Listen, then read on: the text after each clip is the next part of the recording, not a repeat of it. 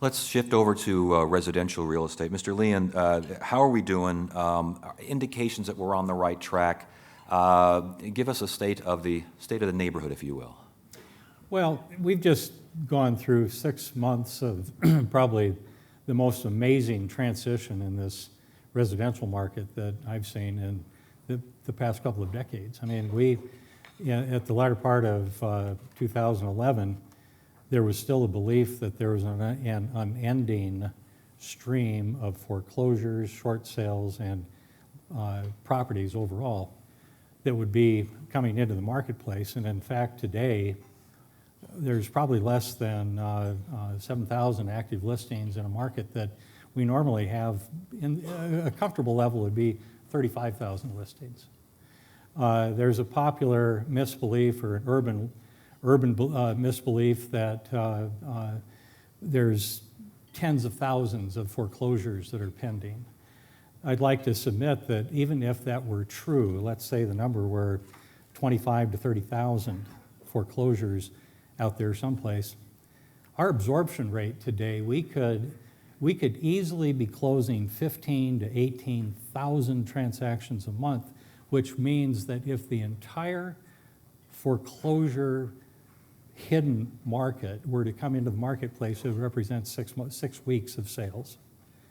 So, day before yesterday, I was meeting with an agent who said the highest number of offers that he's received on one property was 76.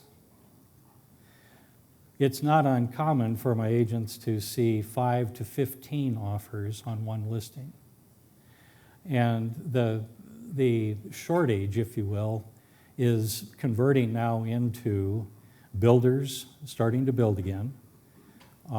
There were approximately 30,000, maybe 40,000 lots that were unsold when the market crashed that have now largely been absorbed by builders who bought them, by the way. Somebody bought those lots for less than what the pipes cost to put in the ground.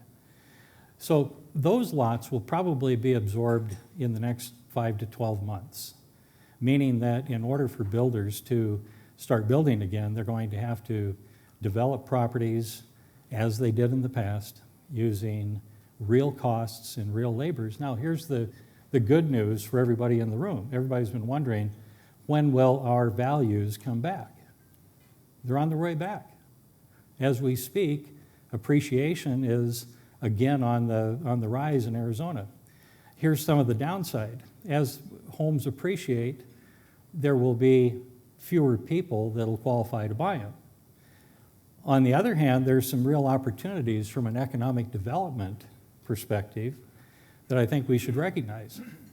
If we're going to start rebuilding our community, or building again in our community to reach this unsatisfied demand, and I'll explain a little bit about that, most of the homes that we've sold, over 70% of the homes that we've sold in the last 6 months have been for cash.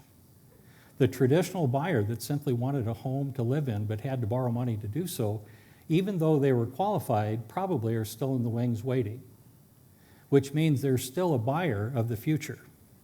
However, as we begin building again, I suggest that possibly our construction industry start working on a level playing field, and that would mean something that's debatable.